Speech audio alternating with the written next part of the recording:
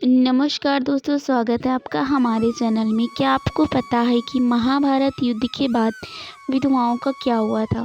आपको बता दें कि महाभारत युद्ध पौराणिक युग में लड़ा गया सबसे बड़ा युद्ध था, जिसमें लाखों की संख्या में योद्धा वीरगति को प्राप्त हुए थे। इस युद्ध की विभीषिका ने संपूर्ण भारतवर्ष को लगभग योद्धा विहीन कर दिया। कुरुक्षेत्र में भाग लेने वाले सभी योद्धा पुरुष थे। लेकिन दर्शकों, क्या आप जानते हैं कि युद्ध के बाद वीरगति को प्राप्त हुए सैनिकों की पत्नियों का क्या हुआ? तो आइए आपको बताते हैं कि क्या हुआ था महाभारत युद्ध के बाद विधवाओं का। तो सबसे पहले बात कर लेते हैं युधिष्ठिर का राजस्विक। तो आपको बता दें, इस कथा का वर्णन महाभारत ग्रंथ के आश्रमवासी पर्व के 33वें अध्याय में पढ़ने को मिलता है। कथा के अनुसार महाभारत युद्ध के पश्चात पांडु पुत्र युधिष्ठिर का हस्तिनापुर के नरेश के रूप में राज्याभिषेक हुआ। उसके पश्चात पांचों पांडव राजकाज के साथ साथ अपने ज्येष्ठ पिता धृतराष्ट्र, बड़ी माँ गांधारी और माता कुंती के दिन रात सेवा किया करते थे। पांडवों की सेवा से धृतराष्ट्र और गांधारी धीरे धीरे अपने पुत्रों को शोक से बाहर आ गए। इसी तरह 15 वर्ष का समय बीत गया। तब एक दिन धृतराष्ट्र ने युधिष्ठिर से कहा कि हे युधिष्ठिर, अब हम अपना बचा हुआ जीवन वन में बिताना चाहते हैं, इसलिए हमें जाने की आज्ञा दो। अपने ज्येष्ठ पिता की बातों को सुनकर युधिष्ठिर दुखी हो गए, परंतु विदुर के समझने पर उन्होंने धृतराष्ट्र सहित गांधारी, माता कुंती और विदुर को वन जाने की आज्ञा दे दी। उसके अगले दिन धृतराष्ट्र, गांधारी, कुंती, विदुर और संजय सन्यासी का रूप धारण कर वन को प्रस्थान कर गए।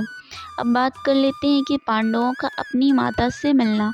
तो उसके पश्चात पांचों पांडव हर समय अपने प्रजा की सेवा में लगे रहते।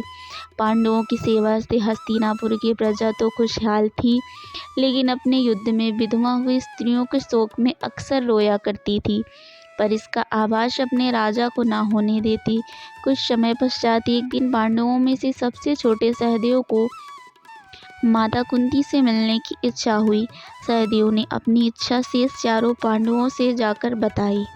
इसके बाद अगर बात करें तो सहदेव ने जब अपनी इच्छा तीनों पांडवों को बताई, तो सहदेव की बातें सुनकर शेष तीनों पांडव भीम, अर्जुन, नकुल और उनकी पत्नियों के मन में भी माता कुंती से मिलने की इच्छा जागृत हो उठी। यह देख हस्तिनापुर नरेश युधिष्ठिर ने वन जाने के लिए आवश्यक तैयारियां करने का आदेश दे दिया। अब बात कर लेते हैं कि धृतराष्ट्र, पांडु और विदुर के जन्म की कथा। तो अगले दिन पांचों पांडव द्रौपदी के साथ वन की ओर चल पड़े। यह देखकर हस्तिनापुर के निवासी भी उनके साथ देखने को चल पड़े। उन लोगों में वो विधवा स्त्रियां भी थीं जिनके पति महाभारत के युद्ध में वीरगति को प्राप्त हुए थे। वन पहुंचकर पांचों पांडव उस आश्रम में गए जहां सभी निवास कर रहे थे। बाकी के हस्तिनापुर निवासी उसी आश्रम के आसपास निवास करने लगे। अब बात कर लेते हैं कि कुछ दिन पश्चात एक ऋषि जो थे वो वेदव्यास उस आश्रम में पांडवों से मिलने आए, परंतु वहां महर्षि वेदव्यास ने देखा कि पांडवों सहित हस्तिनापुर के सभी निवासी भी युद्ध में मारे गए अपने परिजनों के शोक में डूबे हुए हैं।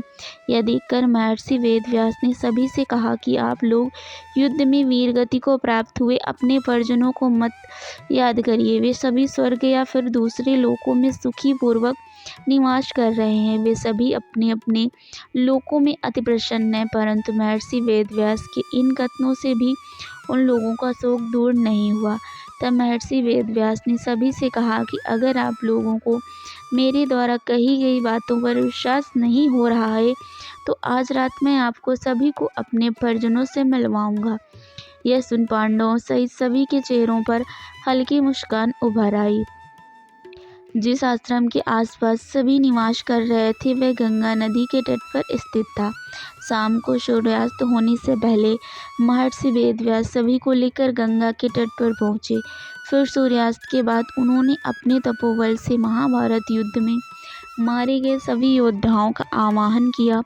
महर्षि के आह्वान से सभी योद्धा एक एक कर गंगा जल से बाहर निकलने लगे। अपने मातृ परिजनों को अपने सामने खड़ा देख पांडवों सहित हस्तिनापुर के सभी निवासी खुश हो गए। फिर सभी ने अपने परिजनों से बात की, तब जाकर उन्हें विश्वास हो गया कि उनके बंधु बांधव मृत्युलोक के सभी कष्टों से मुक्ति पाकर अपने अपने लोकों में प्रसन्नतापूर्वक निवास कर रहे हैं। तत्पश्चात सभी के मन में जो अपने परिजनों के लिए शोक व्याप्त था वह समाप्त हो गया। फिर इसके बाद अगर बात करें तो कुछ समय बाद युद्ध में मारे गए योद्धा एक एक गंगा जल में डुबकी लगाकर अदृश्य होने लगे। यह देख महर्षि वेदव्यास ने विधवा स्त्रियों से कहा कि जो स्त्रियां अपने पति के साथ उनके लोक जाना चाहती हैं वह गंगा के इस पवित्र जल में अपना जीवन त्याग कर जा सकती हैं।